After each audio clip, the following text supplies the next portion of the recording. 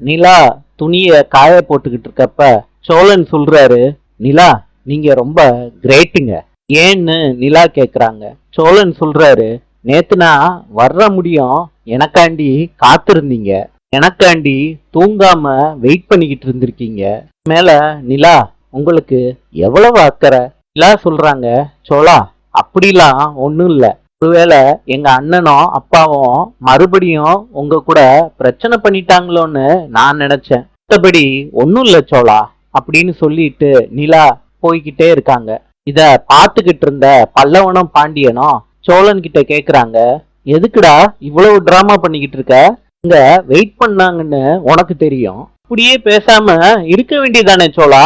இப்படியே பேசி கொஞ்ச நஞ்சம் மரியாதைய கூட அழிச்சிட்டு தான் விடுவ போல இருக்கே சோழா. பாண்டியன் இத சொல்லிட்டு பல்லவனோட சிரிச்சுக்கிட்டு இருக்காரு. இத பார்த்த சோழன் பாண்டியனையும் பல்லவனையும் அடிக்கிறாரு. நாளை சந்திப்போம்.